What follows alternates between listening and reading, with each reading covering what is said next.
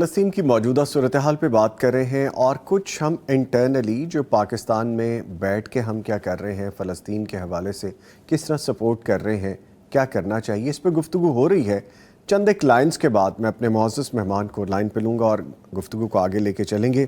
کل خاص طور پہ کراچی کو تمام جو کاروباری مراکز ہیں بند کیے گئے فلسطین سے اظہار یکجہتی کے لیے، اور آنے والے دنوں میں باقاعدہ اناؤنس کیا گیا ہے کچھ جماعتوں کی جانب سے کہ 13 کو احتجاجی مظاہرہ بھی کیا جائے گا اور مسئلہ فلسطین کے حوالے سے کنونشنز بھی کیے جائیں گے۔ اسلام آباد میں غزہ کے حق میں بچوں نے اظہار یکجہتی کے لیے باقاعدہ پلے کارڈز کے ساتھ کھڑے ہو کے اپنا ایک احتجاج ریکارڈ کروایا ہے۔ ابتہال ابو الاسد کو اب تک تو پوری دنیا جانتی ہے، وہ بچی ہے جس نے فلسطین کی نسل کشی کے سہولت کاروں کو ان کا اصل چہرہ دکھانے کے لیے باقاعدہ آواز بھی اٹھائی ہے۔ یہ ایک بچی کے بارے میں خاص طور پہ بتانا بہت ضروری ہے۔ احتجاج میں اور ایتھوپیا میں اسرائیلی سفیر کو افریقی یونین کے صدر دفتر سے نکال دیا گیا ہے۔ عالمی یوم صحت کے موقع پر غزہ میں ادویات سے محروم اور صحت کا نظام بالکل کولیپس ہے، جبکہ ہم بات کرتے ہیں ہیومینٹی کی، ہم بات کرتے ہیں انسانی صحت کی، انسانی زندگی کو بچانے کے حوالے سے، اور غزہ کی جو حمایت میں عالمگیر ہڑتال ہے، دنیا بھر کے عوام فلسطینی نسل کشی کے خاتمے کے لیے ہم آواز ہو رہے ہیں۔ غزہ میں 20 لاکھ افراد ایسے ہیں جو پوشیدہ زخموں کے شکار ہیں اور زندگی اور بقا کی جدوجہد میں لڑ رہے ہیں اپنی زندگیوں کے ساتھ۔ غزہ میں صحافیوں کو بھی نشانہ بنایا جا رہا ہے اور صہیونی فوج کا شرمناک اور گھناؤنا کھیل یہ بھی جاری ہے، جو کہا جاتا ہے کہ جو اپنے پیشہ ورانہ امور کے لیے کسی بھی ایسی جگہ پہ جائیں جہاں پہ جنگ ہو، جہاں پہ ناگہانی صورتحال ہو، جہاں پہ خانہ جنگی کی صورتحال ہو، کسی بھی قسم کا کولیپس ہو، کسی بھی قسم کا کیوسک ہو، وہاں پہ چند سرٹن ایسی شخصیات ہیں، ایسی جماعتیں ہیں، ان کو اس سے مبرہ رکھا جاتا ہے، ان کو بھی نشانہ بنایا جا رہا ہے۔ غزہ میں پچھلے 10 روز میں پچھلے 10 روز میں 322 بچے شہید ہوئے ہیں۔ 322 بچے شہید ہوئے ہیں، وہ ماؤں کی گودیں اجڑی ہیں، اور ان میں 700 کے قریب ایسے ہیں جو صرف زخمی ہیں۔ یہ فگرز ہیں ابھی، اور یہ حتمی فگرز نہیں ہیں، اور پابندیوں کے باوجود، اسرائیلی پابندیوں کے باوجود 1 لاکھ سے زائد فلسطینیوں نے مسجد اقصیٰ میں نماز عشاء ادا کی، اور یہ تراویح کے حوالے سے بھی ایسی ڈیٹیلز ہیں۔ اور اقوام متحدہ میں فلسطین کے حق میں 2 قراردادیں منظور کی گئیں۔ یہ چند ایک لائنیں ہیں جو کہ بتانی اس لیے ضروری تھیں کہ شاید ہم جاگ جائیں اور شاید ہمارے ذہن میں کہیں بجلی کے کوندے سے کوئی چیز چھپکے اور ہمیں یہ بات آ جائے ذہن میں کہ ان کے ساتھ بھی کھڑے ہونا ہے، ان بچوں کے ساتھ بھی کھڑے ہونا ہے جنہوں نے ابھی اس دنیا میں آنکھ ہی کھولی تھی، اور آنکھ کھولنے کے بعد وہ شہید ہو گئے۔ ان والدین کے ساتھ، ان ماؤں کے ساتھ، ان بزرگوں کے ساتھ، ان بچوں کے ساتھ، ان نوجوانوں کے ساتھ جو آئے روز اپنوں کے ہی لاشیں اٹھا رہے ہیں۔ آپ نے ویڈیو دیکھی نا، جس ویڈیو میں ایک بچہ گوشت کے ٹکڑے اٹھا رہا ہے، کس کے اٹھا رہا تھا وہ؟ اپنے، کسی اپنے کے۔ ایسا حوصلہ ہو سکتا ہے کسی کا؟ معصوم بچہ 8-9 سال کا، اور وہ وائٹ کپڑے میں گوشت کے ٹکڑے اٹھا کے رکھ رہا ہے۔ وہ کسی جانور کے نہیں تھے، وہ کسی انسان کے تھے، وہ کسی مسلمان بھائی کے تھے۔ یہ بھی منظر ہم نے آنکھوں سے دیکھا ہے، اور ہم کسی چیز پہ بھی ان کے ساتھ نہیں کھڑے ہوتے۔ اس پہ مزید بات کرتے ہیں۔ ماہر امور مشرق وسطیٰ منصور جعفر صاحب ہمارے ساتھ لائن پہ موجود ہیں۔ جی منصور جعفر صاحب، بہت شکریہ آپ کے وقت کا۔ السلام علیکم۔ وعلیکم السلام۔ سر، ہم چونکہ گفتگو کر رہے ہیں فلسطین کے حوالے سے، اس کی موجودہ صورتحال کے حوالے سے، فرمائیے گا اس کا بیک گراؤنڈ ہے کیا؟ یہ معاملہ شروع کہاں سے ہو رہا ہے؟ کیونکہ میرے پاس جو فگرز ہیں، میرے پاس جو ڈیٹیلز ہیں، وہ میں کسی اور طریقے سے شیئر کروں گا، ان چیزوں کو ہم پیرلل لے کے چلیں گے۔ یہ تو وہ لوگ تھے جن کو پناہ دی گئی تھی، یہ تو وہ لوگ تھے کہ مسلمانوں نے باقاعدہ ان کے ساتھ ہمدردی کا مظاہرہ کیا، اور اگر ان کی ہسٹری میں جائیں، جو مجھ سے بہتر آپ بتا سکیں گے، جب عیسائیت قبول کی ان لوگوں نے، اور جب وہ ظلم و ستم یہودیوں کے ساتھ شروع کیا گیا، ان کو مارنا، ان کو جگہ نہ دینا رہنے کے لیے، تو مسلمان ہی تھے جو انہیں جگہ بھی دی اور یہ وہیں پہ آ کے رہنا شروع ہوئے تھے اور آج صورتحال یکسر ڈفرینٹ ہے. فرمائیے گا. جی بہت شکریہ جی. یقیناً جی ایک دلگیر صورتحال ہے، اور خاص طور پہ غزہ کا نوحہ جو ہے وہ ختم ہونے میں نہیں آ رہا. گزشتہ جی تقریباً 17 ماہ سے اسی نوعیت کے دلخراش خبریں، اسی نوعیت کے دل دہلا دینے والی فوٹیج، تصاویر اور کہانیاں جو ہے وہ روز بروز جو ہے وہ سوشل میڈیا کے ذریعے اور مین سٹریم جو نیشنل میڈیا ہے اس کے ذریعے دنیا تک پہنچ رہی ہیں. میں سمجھتا ہوں کہ یہ کہانی جو ہے، یہ دردناک جو داستان جو ہے، یہ ایک دو روز پر محیط نہیں ہے. اس کی ایک پوری تاریخ ہے. اگر آپ اس کو لانگ ٹرم بنیادوں پہ انالیسس کریں اس کا، تو تقریباً یہ 120 سال پرانی جی تاریخ ہے کہ جس کے نتیجے میں یہ فلسطین کا مسئلہ جو ہے وہ آج اس حالت کو پہنچا ہے. اور اس میں مختلف مائل سٹون جو آئے، جس کا ذکر آپ نے بھی کیا، کہ جس انداز سے مغرب نے، یورپ نے جب یہودیوں کے لیے جگہ تنگ کر دی اور ان کے لیے عرصہ حیات وہاں تنگ ہو گیا، تو ان کے لیے یقیناً یہاں فلسطین میں ہی ایک جگہ جو ہے وہ بنانے کے لیے جو کوششیں کی گئی. اس وقت بھی، کیونکہ ماضی میں بھی اس خطے کی جو تاریخ ہے وہ یہی بتاتی ہے کہ یہاں پہ عیسائی، یہودی، مسلمان، تمام مذاہب جو ہیں، تینوں مذاہب جو ہے وہ مل کر ہی رہتے تھے. لیکن اس کا جو تناسب ہے وہ اس طریقے سے مصنوعی انداز میں نہیں بڑھایا گیا تھا کہ اس کو ایک یہودی ریاست یا آنے والے دنوں میں ایک صہیونی ریاست کے طور پہ جو ہے وہ جی ڈیولپ کیا جائے. اور اس چیز کو مسلمان بھی تسلیم کرتے ہیں، اور آج بھی اس چیز کے وہ قائل ہیں اور اس بات پر مائل دکھائی دیتے ہیں کہ یہاں پہ عیسائیوں کے، کیونکہ یہ ارض الانبیاء ہے اور یہ تینوں مذاہب کے انبیاء جو ہیں وہ اسی سرزمین پر آئے ہیں. اور اس حوالے سے یہ جو ابھی ایک ہمیں امن پروسیس کا ایک نام گھڑا گیا ہے، ایک کوائن گھڑا گیا ہے، ٹرم گھڑی گئی ہے جسے ابراہم ایکارڈ کہا جاتا ہے یا ابراہم معاہدے کہا جاتا ہے، وہ بھی بنیادی طور پہ اسی بات پر دلالت کرتے ہیں کہ یہ تینوں مذاہب کے ماننے والے لوگوں کی جگہ ہے. لیکن اس ہیونگ سیڈ دس، جی لیکن اس کو جس انداز سے پھر آؤٹ آف دی پرپورشن پلے کیا مغرب نے، اور خاص طور پہ برطانوی استعمار نے، اور ایک کلونیل زائنسٹ مشن کے طور پہ اس کو اس سرزمین پر جو ہے وہ مسلط کیا گیا، جس کے نتیجے میں یہاں پر جبری بے دخلیاں جو ہے وہ چاہے 1930 میں ہو یا برطانوی انتداب کے دوران جب ایک فلسطینی مسلمانوں نے ایک ریوولٹ کیا، اور اس وقت جو اس ریوولٹ کی قیادت کرنے والے جو عز الدین القسام تھے، آج انہی کے نام سے جو ایک فلسطینی تنظیم حماس ہے اس کا ایک ونگ، ملٹری ونگ جو ہے وہ کام کرتا ہوا دکھائی دیتا ہے. تو یہ ایک بڑی پرانی تاریخ ہے کہ جس کو آج موجودہ صورتحال تک لایا گیا، اور یہ ناانصافی در ناانصافی پر مبنی ایک ایسی تاریخ ہے کہ جس کے مختلف پہلو ہے، جس کے مختلف مراحل جو ہے وہ فلسطینی جو ہے وہ طے کرتے گئے. اور ابھی یہ آج سے 2 سال پہلے، یعنی تقریباً 1.5 سال پہلے جو ہے 2023 اکتوبر 7 اکتوبر میں یہ جو ایک یکبارگی کے ساتھ فلسطینی مزاحمتی تنظیموں نے مل کر اسرائیل پر ایک اٹیک کیا، وہ بھی بنیادی طور پہ انہی ناانصافیوں کے خلاف کہ جو پچھلے تقریباً 15-16 سالوں سے اس غزہ کی پٹی کے ساتھ روا رکھی جا رہی تھی، اور اسے ایک دنیا کی سب سے کھلی جیل جو ہے وہ بنا کے رکھ دیا گیا تھا. اس کا محاصرہ، اس کا دنیا کے ساتھ رابطہ جو ہے وہ کاٹ کے رکھ دیا گیا تھا، اور یہاں پہ جو بنیادی ضروریات کی چیزیں ہیں وہ تک پہنچنا جو ہے وہ ندارت تھی.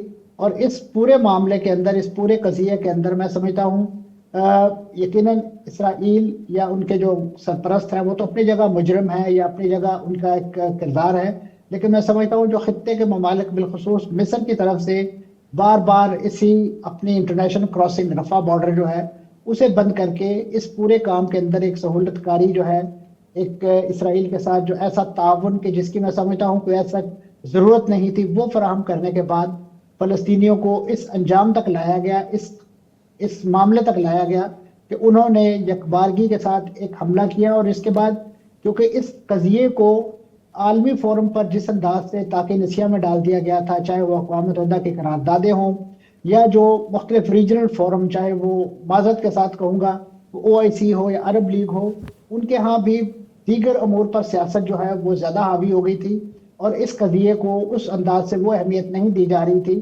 یہی وجہ ہے کہ اسرائیل نے اس نوعیت کی تھوڑی سی پیسو ایٹیٹیوڈ دیکھتے ہوئے اپنا جو ایک پیرلل ایجنڈا ہے، جسے انہوں نے پہلے کیمپ ڈیوڈ ایکارڈ کے نام پر اس خطے پر مسلط کیا، جس میں مصر اور اردن جو ہے وہ یکے بعد دیگرے جو ہے وہ ڈھیر ہوتے گئے. پھر اس کے بعد جب ایک ابراہیم ایکارڈ کا جو ڈول ڈالا، اس کے بعد معاہدہ اوسلو رچایا گیا اور اس کے نتیجے میں بھی جو فلسطین کی اس وقت کی مزاحمتی قیادت تھی اور خاص طور پہ ان کے سرخیل اس وقت سمجھے جانے والے یاسر عرفات، انہیں بھی اسی طرح کے ایک امن معاہدات کا پابند کیا گیا اور ایک پورا ٹائم لائن ان کے ساتھ شیئر کی گئی کہ سن 2000 تک جب تک یہ اس معاملے کو حتمی انجام تک نہیں لے کے جاتے ایک پوری ٹائم لائن مقرر کی، لیکن اسرائیل نے اس پوری ٹائم لائن کو ہر مرحلے پہ جو ہے وہ ڈچ کیا اور اس پر جو ہے ایک لحاظ سے عمل درآمد سے گریز کیا۔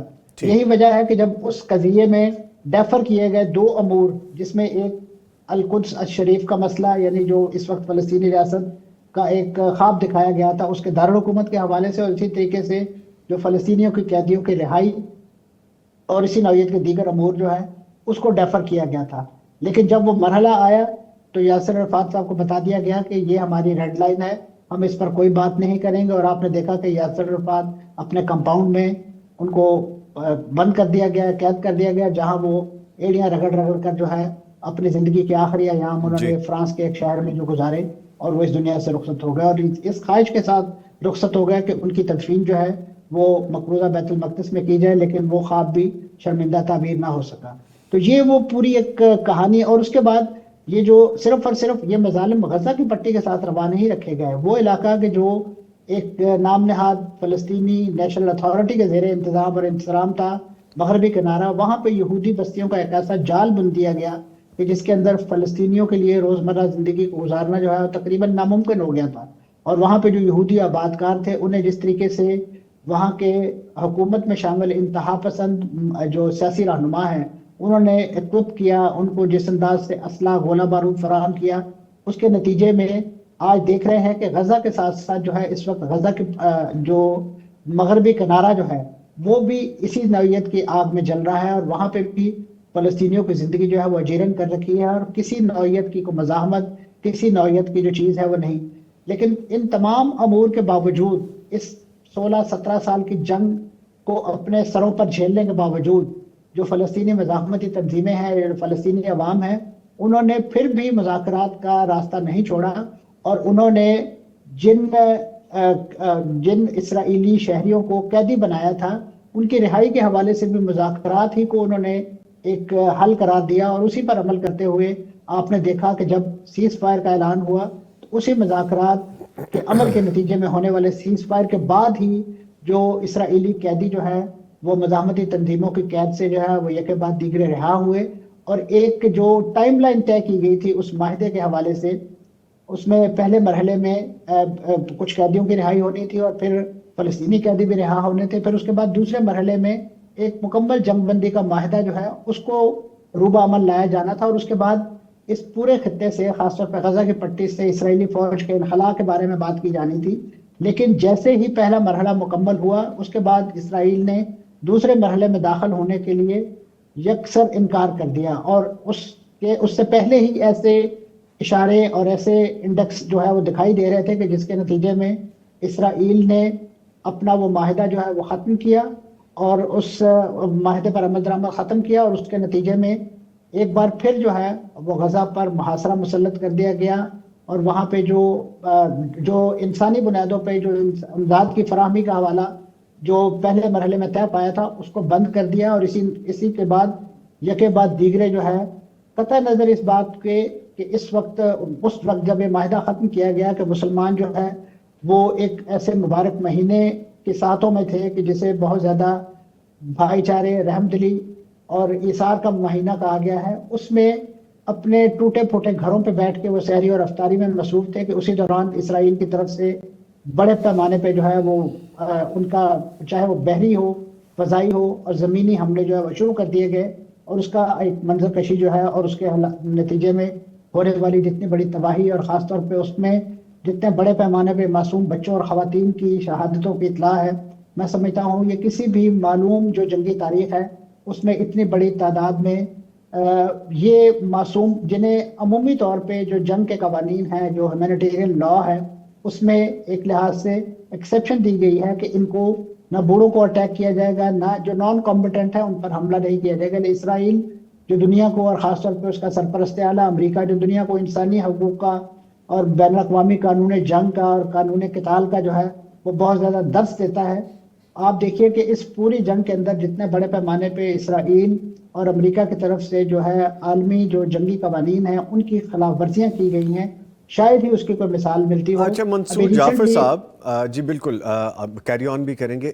اس کی اتنی طویل فہرست ہے کہ اگر پورے ہم اپنے اس شو میں یہ بات صرف یہی بیان کرتے رہیں کہ یہ چیز ہوئی اور اس کے بعد اس چیز کو ڈینائی کیا گیا اور پھر دوبارہ سے وہی باتیں کی گئیں, جو انسانیت کے علم بردار, جو این جی اوز بنانے والے لوگ, جو انسان کی قدر کرنے والے لوگ, یہاں پہ ان کو ایک بھی انسان نہیں نظر آ رہا اور خود وہ اپنے جانوروں کے لیے بھی آوازیں بلند کرتے ہیں. اس کی طرف میں دوبارہ آؤں گا.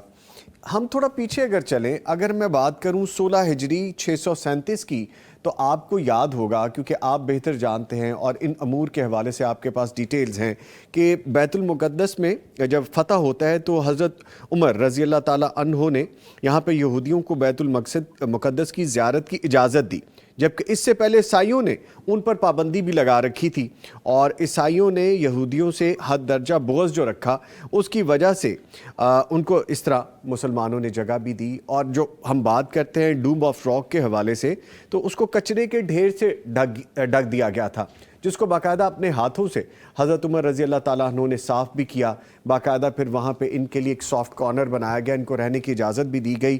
تو آج اگر ہم دیکھتے ہیں تو ہماری ہسٹری تو یہ ہے ان لوگوں کے ساتھ, ہم نے تو یہ کیا ان کے ساتھ, جبکہ یہ 2-2, 4-4, 6-6 کی صورت میں آباد ہونے کے ساتھ جب ان کی فیملیز بڑھنے لگیں, جب ان لوگوں کو شیلٹر مل گیا, ان لوگوں کو یہاں پہ تحفظ مل گیا, اس کی آڑ میں پھر اب یہ کام شروع ہو گیا. اب آپ یہ دیکھیے کہ اگر ہم آج کی غزہ کی صورتحال کے حوالے سے جس طرح بات کر رہے ہیں, تو غزہ میں ایسی کون سی بات تھی, جس طرح حماس کا بھی ہم نے ذکر کیا تھوڑی دیر پہلے, انہوں نے خود سے سٹینڈ لیا کیا کہ ہمارے پاس کوئی اور آپشن نہیں بچتا, یا دوسری ایک سکول آف تھاٹ یہ بھی سامنے آتی ہے کہ ان کے پاس یہ آپشن ہی نہیں تھا, ان کو یہاں پہ سٹرائک ہی نہیں کرنی چاہیے تھی, جنگ کا آغاز خود سے نہیں کرنا چاہیے تھا, جبکہ حماس یا فلسطین کے وہ لوگ جو اس وقت غزہ میں اپنی بقا کی جنگ میں ہیں, ان سے اگر بات کی جائے تو وہاں کا ایک ورڈکٹ یہ بھی آتا ہے کہ ہمارے لیے تو کوئی دوسرا آپشن نہیں تھا, ہمیں یہاں سے نکالا ہی جانا تھا, اور ہمیں یہاں سے نکالنے کے بعد بے یار و مددگار چھوڑنا تھا, یا کسی اور صورتحال میں اسی طرح سے مار دیا جانا تھا.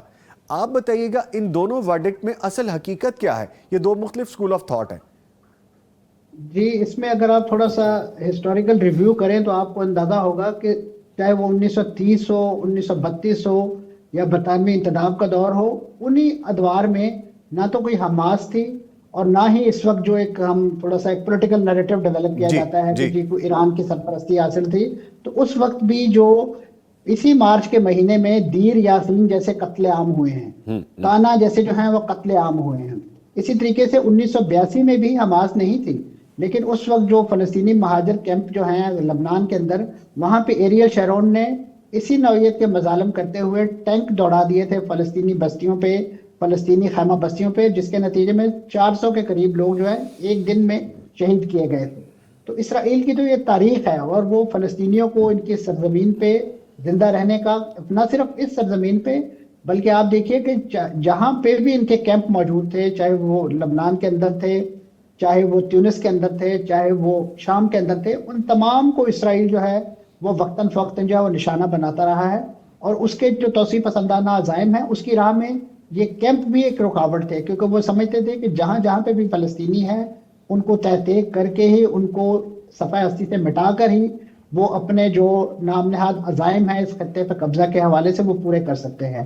تو یہ ایک ایسی تاریخ ہے کہ جس کا ڈینائل اسرائیل کے پاس نہیں ہے, اور یہی وجہ ہے, یہی وہ حقائق ہیں کہ جس کے بعد جو فلسطینی مزاحمتی تنظیمیں چاہے وہ غزہ کے اندر سرگرم ہوں یا ویسٹ بینک کے اندر اپنی بقا کی جنگ لڑ رہی ہیں, ان کے پاس سوائے مزاحمت کے اور کوئی آپشن نہیں تھا. اور یہ کوئی ایسا آپشن نہیں ہے کہ جس کو آپ غیر قانونی کہیں گے. اس وقت غزہ کی اور ویسٹ بینک کی جو صورتحال ہے وہ بین الاقوامی قانون کی روشنی میں ایک پروٹیکٹڈ علاقے کی ہے, کیونکہ اگر اسرائیل ایک قابض طاقت ہے تو قابض طاقت ہونے کے ناطے اس کا یہ فرض بنتا ہے کہ ان جو اپنے زیر قبضہ رہنے والے لوگ جو ہیں ان کے جو بنیادی حقوق ہیں اس کا خیال رکھے, ان کے جو بھی سول رائٹس ہیں اس کا بھی خیال رکھے. لیکن اسرائیل کیونکہ کسی بین الاقوامی قانون, کسی انسانی حقوق کی بات کو نہیں مانتا, انہوں نے ان کو انسان ماننے سے انکار کر دیا. ابھی آپ دیکھیے کہ ریسنٹ اس جنگ کے نتیجے میں جو ایک کوریڈور کھولا گیا تھا ابھی کل ہی ان کے جو ایک انتہا پسند جو وزیر ہے سموٹرچ، جو اس کابینہ سے الگ ہو گئے تھے اس بنا پہ کہ غزہ جنگ ختم کیوں کر دی گئی ہے، سیز فائر کیوں کر دیا گیا ہے، انہوں نے ایک ایسا شرمناک بیان دیا ہے کہ جس کے نتیجے میں آپ کو اس پوری جو انتہا پسند، جو خاص طور پہ دائیں بازو سے تعلق رکھنے والے کٹر یہودی مذہبیت جنونی مذہبی لوگ ہیں، ان کی سوچ کا اندازہ ہوگا کہ وہ کہتے ہیں کہ غزہ کی پٹی میں ایک گندم کا دانہ بھی نہیں آنے دیں گے۔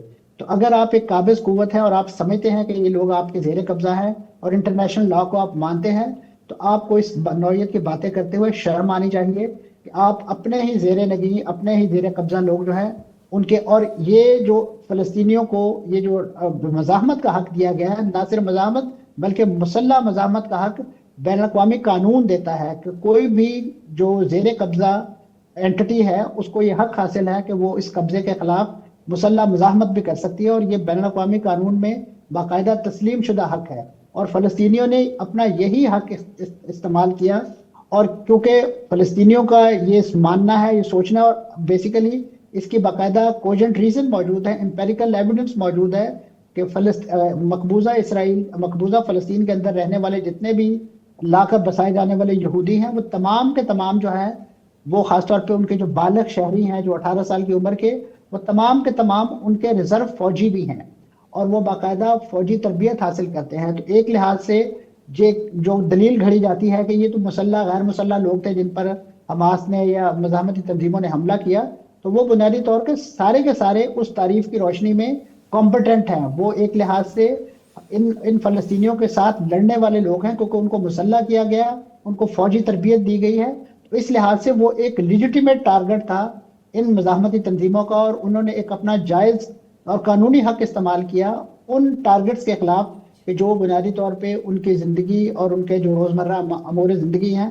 اس کی راہ میں رکاوٹ ہے اور ان کی سرزمین پر ناجائز طور پہ قابض ہیں، اور یہی وجہ ہے کہ انہوں نے یہ اپنا حق استعمال کیا۔ اور اس کے بعد جو پروپیگنڈا استعمال کیا گیا ان کے خلاف کہ انہوں نے بچے قتل کر دیے، انہوں نے خواتین کے ساتھ ظلم اور زیادتیاں کی اور ان کی عصمت دری کی، اس نوعیت کے بودے الزامات لگا کر جو ہے ان کی اس پوری جدوجہد کو جو ہے وہ ایک غلط رنگ دینے کی کوشش کی گئی۔ جی ٹھیک ہے، نیگیٹو امپیکٹ تو اس لیے بھی دینا ضروری ہے کہ جو آپ کر رہے ہیں اور جو اسرائیل کا اصل چہرہ ہے وہ پوری دنیا کے سامنے ہے۔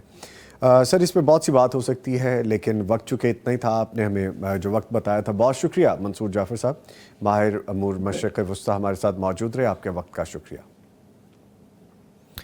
اور گفتگو جاری ہے جی، اور اسی حوالے سے مزید بھی بات کریں گے کہ فلسطین کی آج کی جو موجودہ صورتحال ہے وہ کیا ہے اور کیوں ہے، اس کے پیچھے جو ہسٹری تھی وہ بھی ہم جاننے کی کوشش کر رہے ہیں، اور آج کی صورتحال میں آپ کا اور میرا کردار کیا ہو سکتا ہے اس کو بھی آپ تک انفارم کرنے کی کوشش کریں گے، اور جہاں تک بن پڑتا ہے ہم اس میں پریکٹیکل اپنا حصہ ڈالنے کی بھی کوشش کریں گے۔ ایک وقفہ ہے جی، اور وقفے کے بعد ہم دوبارہ حاضر ہو رہے ہیں، ہمارے ساتھ رہیے گا۔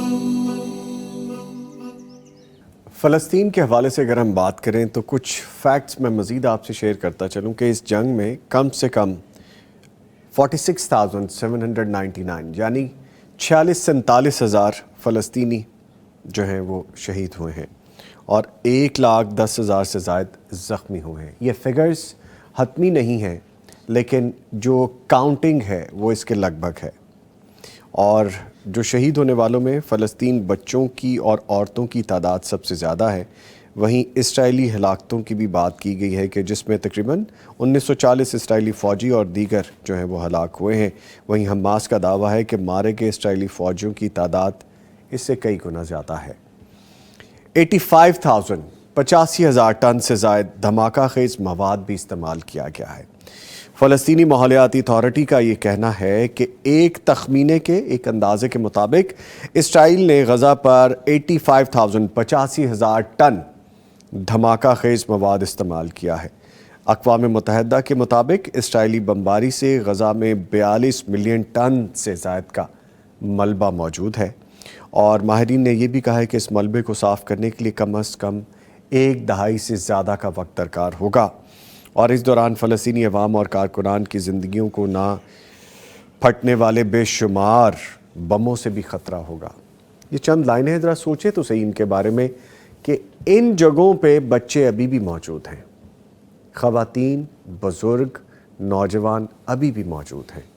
اس ملبے تلے کتنے بامز ہیں، کتنے ایکسپلوژن ہو سکتے ہیں ابھی یہ خود بھی نہیں انہیں پتہ، لیکن وہاں پہ وہ رہ رہے ہیں، وہیں پہ سحر و افطار بھی کیا گیا ہے، اسی کھلی فضا میں جہاں پہ سانس لینا بھی مشکل ہے، جو گھر انہوں نے اپنے بڑے پیار سے، بڑے شوق سے، بڑی محنت سے، بڑی لگن سے بنائے ہوں گے، وہ ملبے کا ڈھیر بن چکے ہیں، اور ہر گھر میں سے کہیں کوئی 2 اشخاص بچے ہیں، کہیں کوئی 1 بچا ہے، اور کہیں پوری فیملی نہیں بچی۔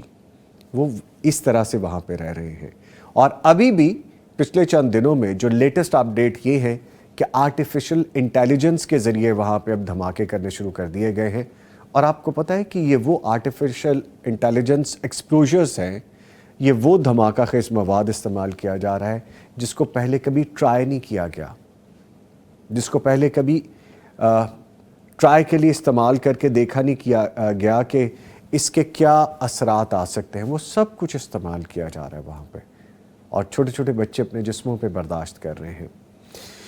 اس پہ بات کریں گے، میرے ساتھ معزز مہمان کچھ اور ہمیں جوائن کر چکے ہیں۔ حافظ علی حسن ہیں، نعت خواں ہیں، ان کو ہم ویلکم کریں گے شو میں۔ حافظ صاحب السلام علیکم۔ السلام ورحمۃ اللہ۔ حافظ صاحب کے ساتھ موجود ہیں ایک بڑی شخصیت، بڑا نام، رانا شفیق احمد خان پسروری صاحب، سینئر جرنلسٹ ہیں۔ ابھی کے لیے صرف یہی جملہ میں کہہ کے رک جاؤں گا کیونکہ ان کے پاس ایسی ڈیٹیلز ہوں گی کہ جو شاید ابھی ہم ڈسکس کر رہے ہوں تو ہم سے پروگرام کرنا بھی مشکل ہو جائے۔ سر السلام علیکم۔ السلام ورحمۃ اللہ۔ سر شکریہ، آپ نے وقت نکالا، بات کریں گے اس پہ، لیکن پہلے کیا ہم سب اس پہ بات کر رہے ہیں، ہم سب اس کے بارے میں جانتے ہیں، کچھ خاموش ہیں، کچھ بولتے ہیں، کچھ تکلیف رکھتے ہیں، اور کچھ کسی قسم کا اظہار نہیں کرتے۔ جو مسئلہ فلسطین ہے، یہ صرف عربوں کا ہی مسئلہ ہے یا یہ تمام امت مسلمہ کا مسئلہ ہے؟ اب تو ایسے محسوس ہوتا ہے نہ عربوں کا نہ مسلمانوں کا۔ یہ ابھی میں نظم سن رہا تھا نا، تو اپنا قبلہ اول کی بات ہو رہی تھی۔ جی، کیا ہے قبلہ اول؟ جی، کسی کو یاد ہے قبلہ اول؟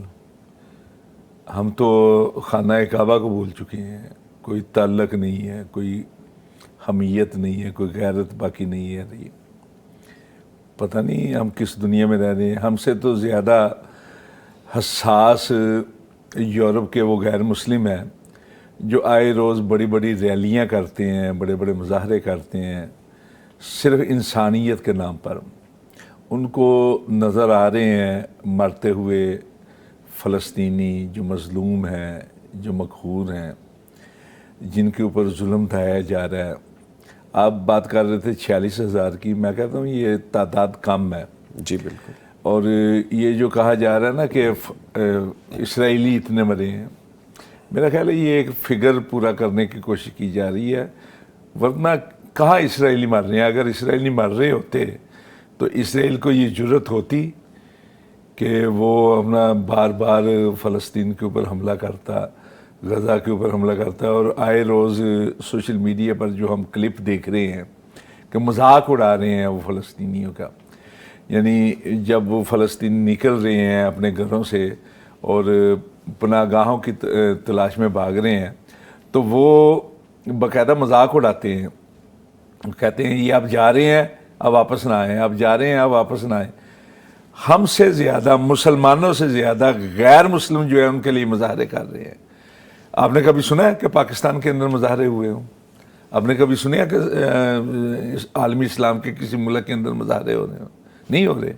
آپ جب بھی سنیں گے امریکہ کے اندر مظاہرے ہو رہے ہیں، حالانکہ ٹرمپ جو ہے وہ کھل کے سپورٹ کر رہا ہے اسرائیلیوں کی، وہ مظاہرہ کرنے والوں کے اوپر قدغنیں لگا رہا ہے، اگر کوئی غیر ملکی مظاہرے میں شریک ہو جائے تو اس کی اپنا جو ہے نا ختم کر رہا ہے ان کے اپنا جو نیشنلٹی، جی بالکل ان کی ختم کر رہے ہیں. نیشنلٹی نہیں، جو ان کی سہولتیں ہیں نا غیر مسلم. حالانکہ امریکہ وہ ملک ہے کہ جہاں کوئی بھی چلا جائے تو وہ اس کو سپورٹ کرتے ہیں، لیکن انہوں نے نکال دیے باہر، اسٹوڈنٹ نکال دیے. اچھا، لیکن اس کے باوجود مظاہرے ہو رہے ہیں، برطانیہ کے اندر ہو رہے ہیں، جرمنی کے اندر ہو رہے ہیں. یعنی یہ مظاہرے کسی عالم اسلام کے ملک کے اندر آپ کو دکھائی دے رہے ہیں. تو وہ لوگ دیکھ رہے ہیں کہ فلسطینیوں کے اوپر کیا ظلم ہو رہے ہیں، فلسطینی بچوں کے اوپر کیا ظلم ہو رہے ہیں. ابھی آپ نے جو اپنا تعداد ظاہر کی ہے کہ اس کے اندر ہلاک ہونے والوں میں سب سے زیادہ تعداد جو ہے بچوں اور عورتوں کی ہے، بچوں اور عورتوں کی ہے. اچھا، اس کے بعد آپ دیکھیں گے تو بوڑھوں کی آپ کو نظر آئے گی. نوجوان تو وہاں باقی نہیں رہا، وہ تو چن چن کے مارے جا رہے ہیں. پہلا ٹارگٹ نوجوان ہے، نوجوان ہے، جوان ہے، جو ان کا ٹارگٹ ہے وغیرہ. اس کے بعد سب سے زیادہ مارے جا رہے ہیں بچے، بوڑھے اور اپنا کیا کہتے ہیں خواتین. تو یہ کوئی اپنا جو ہے نا، میں نہیں سمجھتا کہ فگر جو ابھی تک سامنے ہے، مثلا 46,000 کے فگر ہیں، کوئی 56,000 کے فگر بتا رہا ہے، کوئی 57,000 کے فگر بتا رہا ہے. بس یہ ہے کہ فلسطینیوں کی نسل کشی کی جا رہی ہے، ان کی نسل کو ختم کیا جا رہا ہے، اور ان کو غزہ سے، فلسطین سے ختم کر کے تو ان کی جائیدادوں پر، ان کی زمینوں پر قبضے کی جائے. اب دیکھیں، امریکہ ہمیشہ سے ظالم رہا ہے، ہمیشہ سے جو ہے نا کرتا رہا ہے، لیکن پھر بھی اس کے باوجود وہ کہلواتا تھا کہ میں مظلوموں کا ساتھی ہوں، انسانیت کی بات کرتا تھا. لیکن جب سے ٹرمپ صاحب ہوئے، انہوں نے تو کھلم کھلا کہہ دیا ہے کہ غزہ کو چھوڑ دیں. اس سے بڑھ کر کے غزہ کو چھوڑ دیں. اور پوری اپنا یورپی یونین جو ہے، یعنی اپنے عوام کی تئید سے ہٹ کر وہ سپورٹ کر رہی ہے اسرائیل کو. وہ اپنا دے رہی ہے سامان، آلات حرب دے رہی ہے، اور اس کی وجہ سے وہ حملہ آور ہو رہے ہیں. اچھا سر، سوری میں آپ کی بات کاٹ رہا ہوں. دو چیزیں آپ نے مجھے بھی ڈسکشن میں دے دی. اگر آپ برٹن کی بات کرتے ہیں تو برٹن نے تو اوائل میں کہہ دیا کہ میں تو اسرائیل کو سپورٹ کروں گا، اس کے لیے وہ جو پوری یورپی یونین وہ بھی کہہ رہے ہیں، برطانیہ سے ہٹ کر پورا یورپ. ہاں جی. اگر ہم یو ایس اے کی بات کرتے ہیں تو وہ تو بڑا علم بردار ہے، وہ کہتے ہیں کہ جی انسانیت کا پرچار، وہ تو جانوروں کا بڑا خیال کرتے ہیں، وہ تو این جی اوز کی بڑی بات کرتے ہیں، ہیومینٹی کی بڑی بات کرتے ہیں. دوسری طرف وہ ان کی نیشنلٹیز ریووک کر رہے ہیں جو دوسرے شہروں سے، دوسرے ملکوں سے آ کے وہاں پہ بس گئے ہیں، ان کو نکال رہے ہیں، ان کے پاس ختم کر رہے ہیں. ان کے اپنے ممالک میں مظاہرے ہو رہے ہیں کہ جی مسلمانوں کی نسل کشی کی جا رہی ہے، فلسطین میں یہ زیادتی. یہ دوہرا سٹینڈرڈ، یہ کیا چیز ہے پھر؟ کوئی دوہرا سٹینڈرڈ نہیں. اصل میں یہ ہے کہ جو حکومتیں ہیں، ہاں جی، وہ انسانیت کی بات تو کرتے ہیں لیکن انسانیت کے ساتھ نہیں چلتے. ان کے ذہنوں میں کہیں نہ کہیں گہرائی میں اسلام دشمنی موجود ہے. کوئی مسلم کہلانے والا ان کو پسند نہیں ہے. یعنی بظاہر وہ اس وقت سیکولر کہلا رہے ہیں، لیکن اسلام کے خلاف نہیں تو مسلمانوں کے خلاف وہ ضرور ہیں. ان کی کوشش ہے کہ مسلمانوں کو کسی نہ کسی طریقے سے دنیا عالم سے ختم کیا جا سکے. مثلا اس وقت جو ان کے عوام ہیں، ان کے اندر موجود ہے انسانیت، وہ جو انہوں نے اپنے سلیبس میں پڑھی ہوئی ہے، لیکن ان کی حکومتوں میں جو پالیسی بنائی جا رہی ہے اس کے اندر کوئی اپنا انسانیت موجود نہیں ہے. کوئی مسلمان کو تو وہ پسند ہی نہیں کرتے. انسانیت نام کی کوئی چیز نہیں ہے. اب دیکھیں، اسرائیل کو جرت ہو سکتی تھی، یا اسرائیل تھوڑا سا اپنا، یعنی آپ یہ کہہ لیں کہ خطے کے لحاظ سے بہت چھوٹا سا محدود سا ملک ہے، ان کی آبادی بہت کم ہے، لیکن اس کے باوجود وہ اتنی کارروائیاں کیوں کر رہا ہے؟ ہمیں ان کی کارروائیوں سے غرض نہیں ہے. وہ اسلام دشمن ہے، وہ یہودیت ہے، ان کا ایک پس منظر ہے، صہیونیت ہے. انہوں نے ہر حال میں اپنا جو ہے نا انسانیت کچھ باتیں کر دیں. غرض جو ہے نا وہ یہ ہے کہ ارد گرد رہنے والے جو مسلم ملک ہیں ڈر رہے ہیں. اور ڈر کیوں رہے ہیں؟ صرف اور صرف امریکہ، برطانیہ، جرمنی، فرانس اور نیٹو ممالک کی جو اپنا صلاحیتیں ہیں نا، سائنسی صلاحیتیں ان سے ڈر رہے ہیں. اب آپ کو یاد ہے کہ لبنان کے اندر جی یہ جو ہاتھوں میں ہم پکڑتے ہیں جی انہوں نے یکدم دھماکے کرنے شروع کر دیے تھے، یعنی ان کے پاس ایسی صلاحیت موجود ہے. اچھا ڈر رہے ہیں. اچھا اس کے علاوہ وہ کوشش کر رہے ہیں جتنے اسلامی ممالک ہیں ارد گرد کے اسرائیل کے، کہ کسی طریقے سے اسرائیل کے ساتھ ہمارے تعلقات بن جائیں.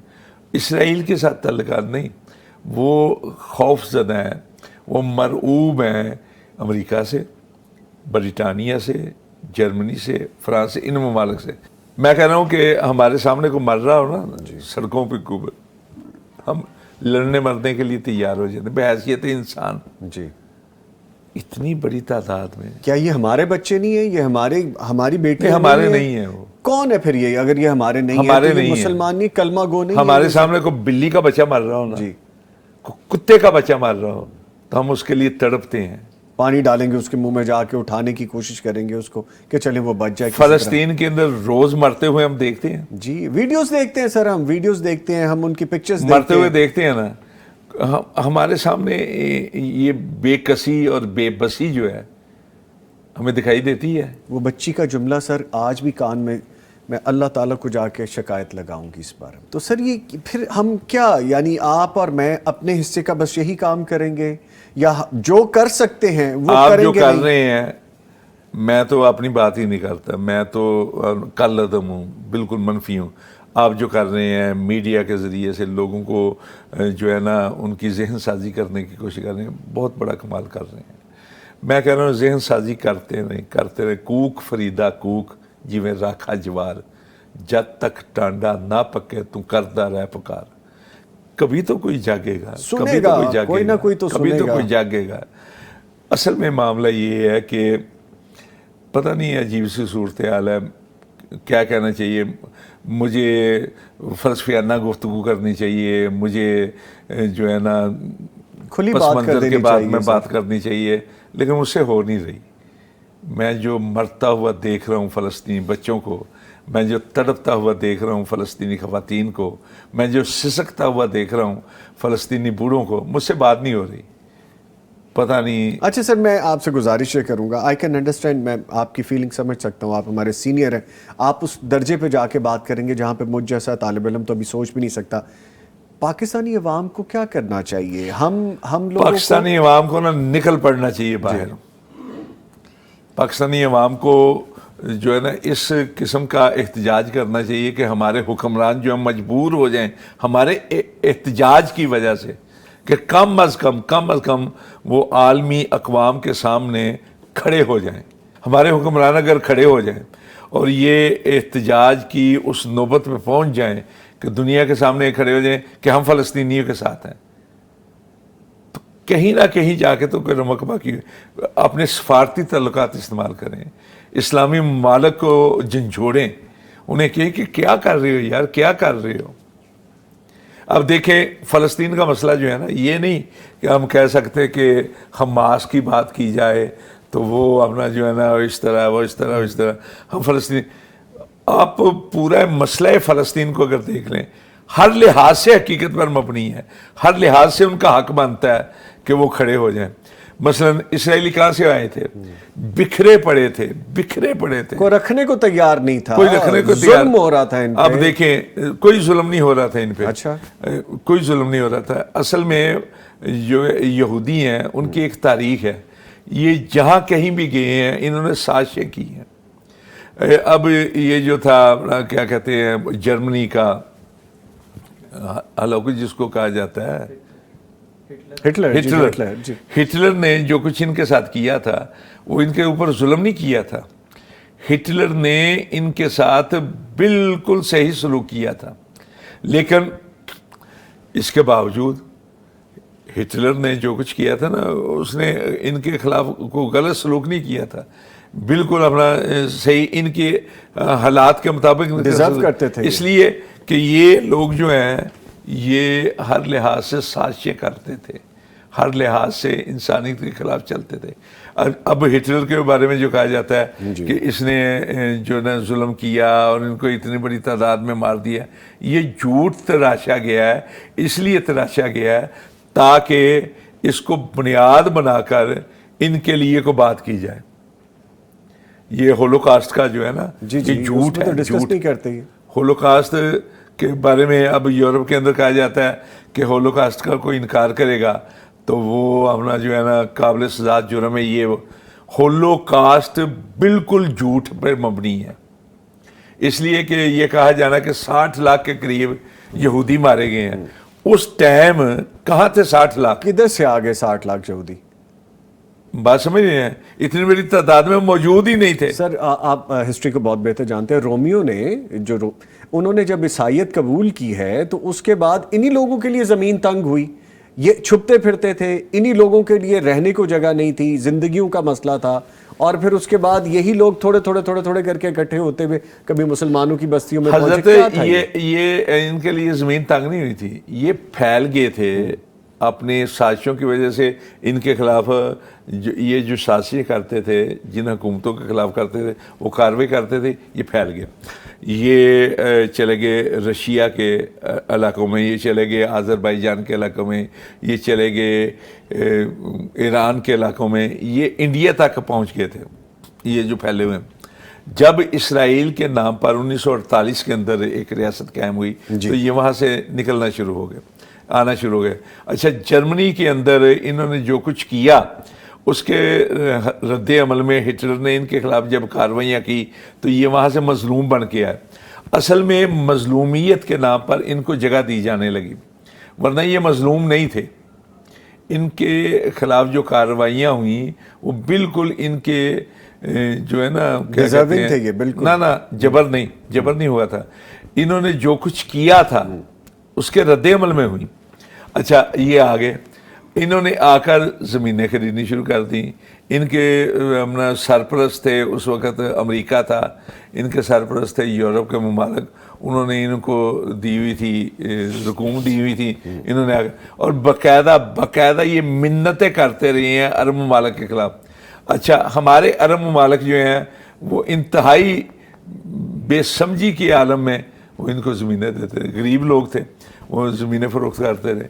اس کا نتیجہ یہ نکلا کہ یہ لوگ ہماری زمینوں پر قابض ہوئے, ان لوگوں نے ہماری جائیدادوں پر قبضہ کیا.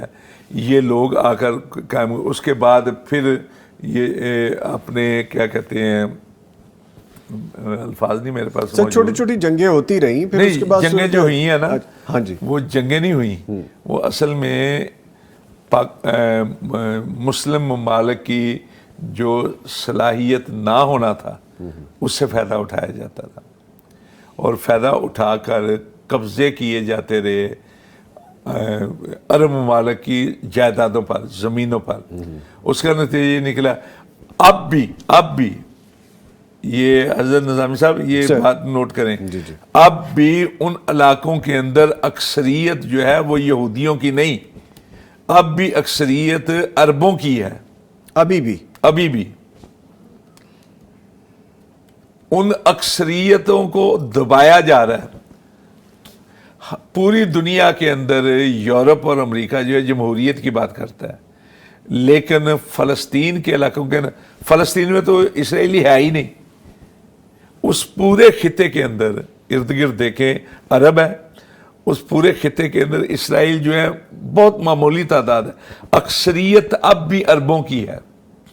اچھا, یہ جو کہا جا رہا ہے کہ ہمارے ہاں ایک دلیل دی جاتی ہے, عام لوگ بات کرتے ہیں کہ جی دیکھیں وہ علاقہ جو تھا وہ فلسطینیوں کا تھا, اسلام سے پہلے یہودی تھے. لیکن یہ قابل غور بات ہے, یہودی عیسائی بنے, اسی علاقے کے جو یہودی تھے وہ عیسائی بنے, جو متعصب قسم کے یہودی تھے وہ بھاگ گئے. وہ زمینیں باقی بچیں تو عیسائیوں کے ہاتھ میں آئیں. حضرت عیسیٰ علیہ السلام بھی بنی اسرائیلی تھے. حضرت عیسیٰ علیہ السلام کے بعد جب روم نے قبضہ کیا تو عیسائیت آ گئی. اس کے بعد جب اسلام پھیلا تو وہی لوگ جو وہاں کے رہنے والے تھے وہ مسلمان ہو گئے. باہر سے جا کے مسلمان جو ہے نا, ٹھیک ہے, وہاں کے لوگ تھے جو ڈیفرنٹ مذاہب میں. سوری میں آپ کی بات کاٹ رہا ہوں, ہمیں ایک مہمان جوائن کر چکے ہیں, چودھری یاسین ظفر صاحب. ان کی بھی تاریخ پہ گہری نظر ہے, ان کو بھی خوش آمدید کہتے ہیں جی اپنی اس ٹرانسمیشن شو میں. جی السلام علیکم. جی وعلیکم السلام ورحمۃ اللہ وبرکاتہ۔ سر بہت شکریہ آپ کے وقت کا۔ ہم آج گفتگو کر رہے ہیں فلسطین کی تازہ ترین صورتحال پہ اور اس کا پس منظر بھی جان رہے ہیں کہ یہ معاملہ شروع کہاں سے ہوا تھا اور یہ آج جہاں تک پہنچ گیا ہے کہ تمام امت مسلمہ کا یہ معاملہ ہے، اور تمام امت مسلمہ یہ سب کچھ دیکھتے ہوئے، یہ ساری چیزیں ہم روزانہ دیکھتے ہیں، سنتے ہیں، اس کے باوجود بھی معاملہ حل نہیں ہو رہا، مزید بگڑتا جا رہا ہے، اور آج بات یہاں تک پہنچ گئی ہے کہ اس نسل کو ختم کرنے کی کوشش کی جا رہی ہے۔ فرمائیے گا۔ السلام علیکم ورحمۃ اللہ وبرکاتہ۔ بسم اللہ الرحمن الرحیم۔ سب سے پہلے آپ حضرات کا شکریہ۔ گزارش یہ ہے کہ ابھی میں سن رہا تھا، ہمارے غالباً رانا صاحب بیان کر رہے تھے کچھ وہاں کا پس منظر۔ میرے خیال میں جہاں تک تاریخ یہ بتاتی ہے کہ یہود وہاں آباد رہے ہیں، لیکن مختلف اوقات میں ان کے ساتھ مختلف حکومتوں نے آ کے ان کو نکالا ہے، اور اس کا پس منظر بھی کوئی نہ کوئی بیان کیا جاتا ہے کہ کیوں نکالا تھا، لیکن میں اس پر جانے کی بجائے یہ سمجھتا ہوں کہ موجودہ جو حالات ہیں یہ انتہائی گمبھیر ہو چکے ہیں، اور بلا شبہ اس وقت غزہ جو ہے وہ اپنی آخری سانسیں لے رہا ہے، اور امت مسلمہ اس وقت خواب غفلت میں ہے۔ کہیں سے بھی ان کے حق میں کوئی آواز نہیں اٹھائی جا رہی، حتیٰ کہ آج اب ہم دفتر آئے ہیں اور آ کے اخبارات دیکھے ہیں، اور مجھے یہ امید تھی کہ سرخیاں لگی ہوں گی غزہ کے حوالے سے، لیکن بدقسمتی ہے کہ میرے سامنے 2-3 اخبار ہیں، ان میں کوئی خبر اس کے بارے میں نہیں آئی، حتیٰ کہ یہ ٹی وی چینل پر بھی ہم سنتے رہے، لیکن کوئی خبر کسی نے نہیں دی۔ یعنی اس قدر اس کا بائیکاٹ ہے، اس قدر یعنی اندھیرا ہے۔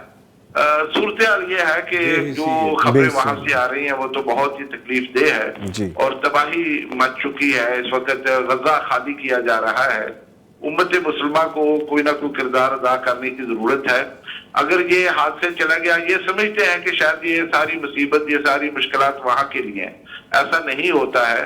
یہ تاریخ بتاتی ہے کہ آہستہ آہستہ دھیرے دھیرے اس کا دائرہ وسیع ہوتا چلے جائے گا، اور دور بیٹھے بھی اس کی تپش محسوس کریں گے۔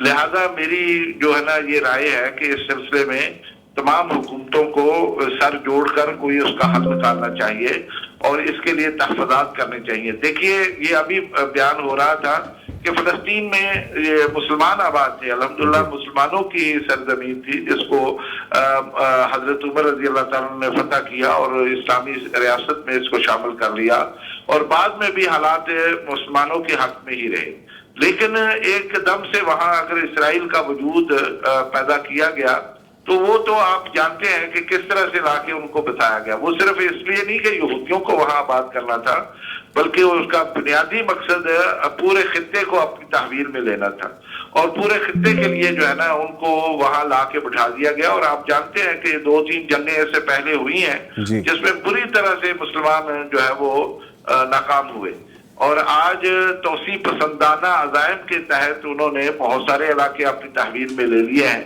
اور یہ سلسلہ ہنوز جاری ہے اور کبھی شاید نہ ختم ہو۔ اس لیے میں یہ سمجھتا ہوں کہ اس کی روک تھام کے لیے مسلمانوں کو بھی اسی طرح کا کردار ادا کرنا چاہیے جس طرح سے اسرائیل کو بتایا گیا لا کے، اور وہ بڑی قوتوں نے یہ کیا۔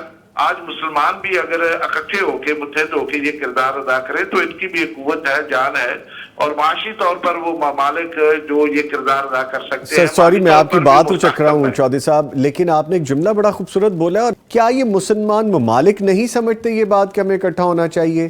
کیا سربراہان نہیں جانتے یہ بات کہ ان کو اکٹھے ہو جانا چاہیے؟ اگر جانتے ہیں تو ہم اکٹھے کیوں نہیں ہو رہے سر؟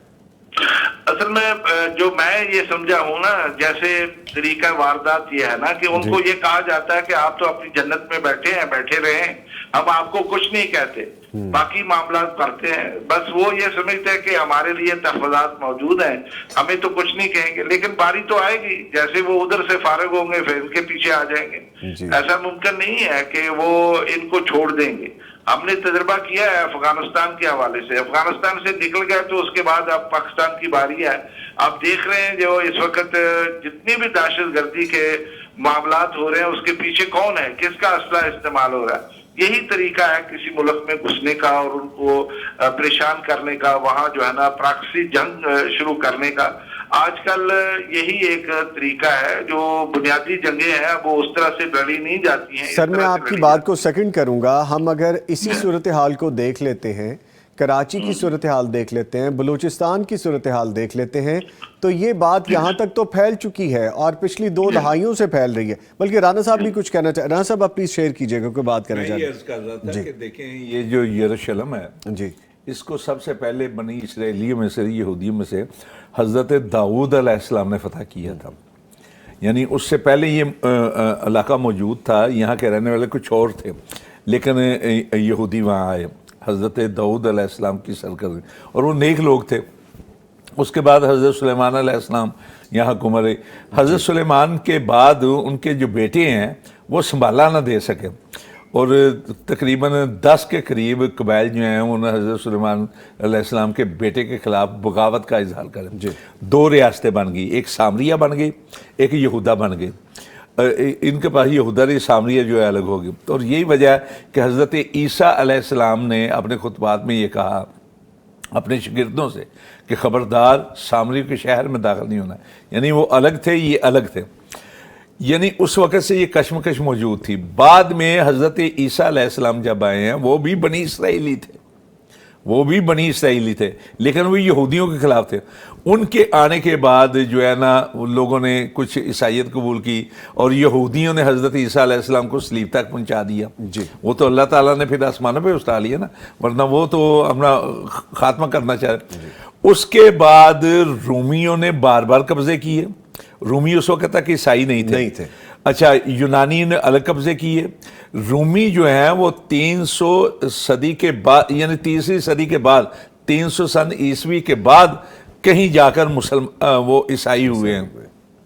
اس سے پہلے بار بار لوگ آتے رہے، جاتے رہے، آتے. اور یہ یہودی جو ہیں، اب دیکھیں کہ بخت نصر نے جب قبضہ کیا 581 قبل مسیح کے اندر، اس نے بھی اپنا تاراج کیا، ہیکل سلیمانی کو تباہ کیا.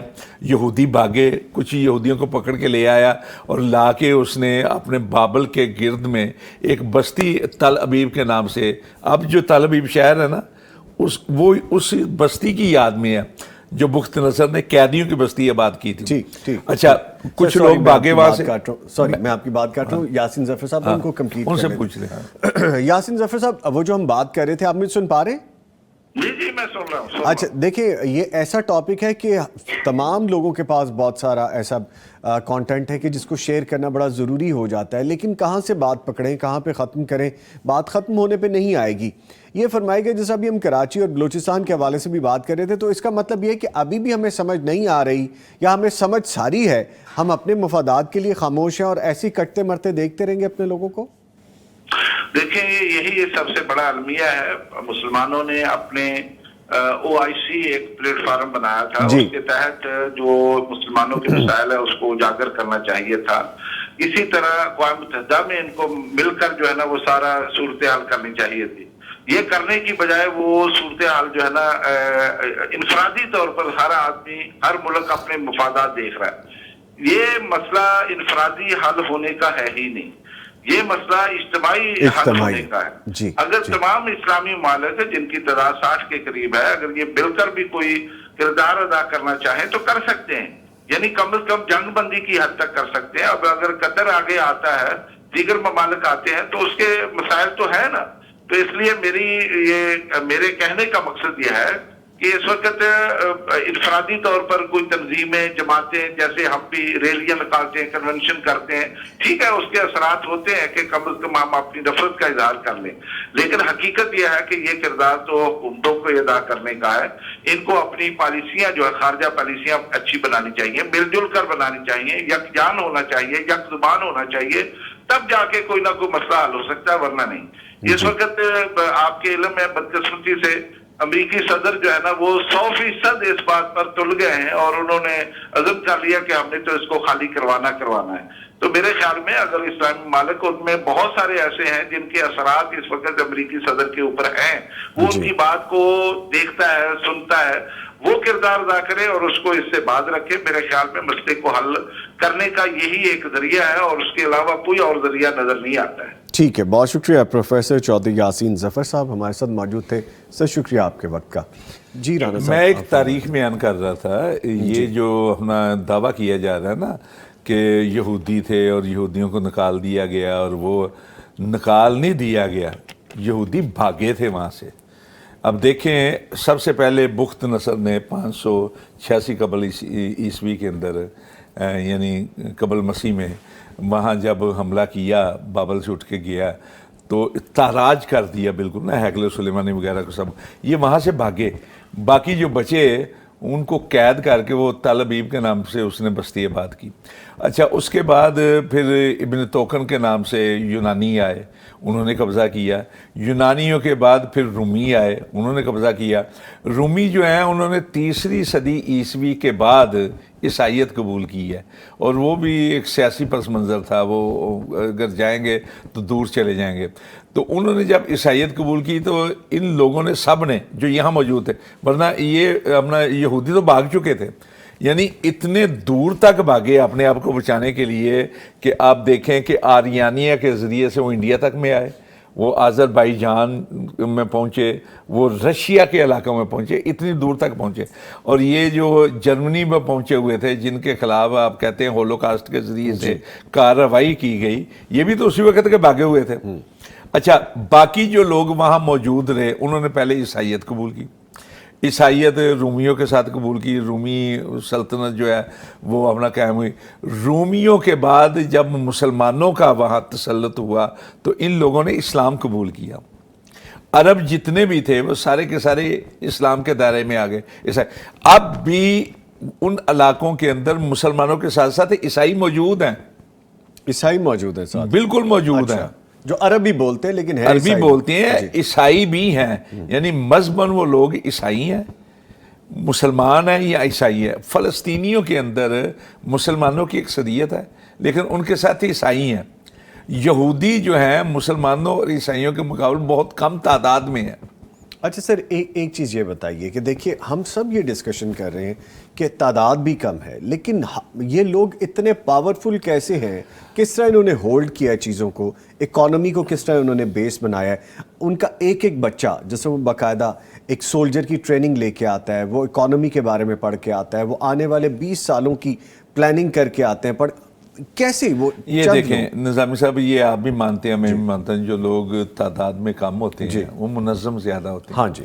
اور یہ وہ لوگ ہیں جن کی سرپرستی کر رہے ہیں باقاعدہ دنیا کے ترقی یافتہ اقوام، جن کی سرپرستی کر رہے ہیں، وہ وہاں سے ان کو بھیجتے ہیں، باقاعدہ ٹرینڈ کر کے بھیجتے ہیں. اچھا، ان لوگوں نے آ کر یہاں کنٹرول حاصل کی ہے. اس وقت بھی وہ معاشی طور پر بھی مضبوط ہیں، وہ لوگ آلات حرب کے لحاظ سے بھی مضبوط ہیں، لیکن اس سے کہیں بڑھ کر ان کی مضبوطی ساری ختم ہو سکتی ہے. اس سے کہیں بڑھ کر جو مسلم ہیں، جو عرب ہیں، وہ بے حس ہیں.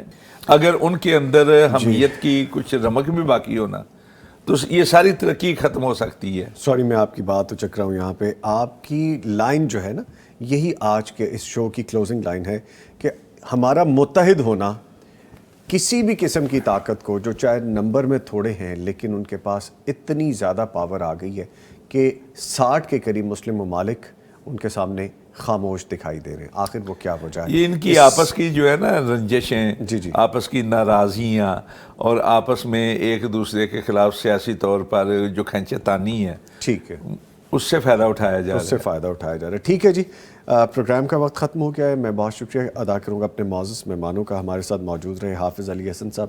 حافظ صاحب آپ کے آنے کا شکریہ. اور موجود رہے جناب رانا شفیق احمد خان پسوری صاحب. رانا صاحب آپ کے آنے کا بہت شکریہ. آپ کا بھی شکریہ. جزاکم اللہ خیرہ. بات وہی ہے جی کہ فلسطین کی صورتحال پہ ہم نے بات کی ہے، اور ہمیں اس صورتحال کو سمجھنے کے لیے اپنے اندر کی صورتحال کو دیکھنا ضروری ہے.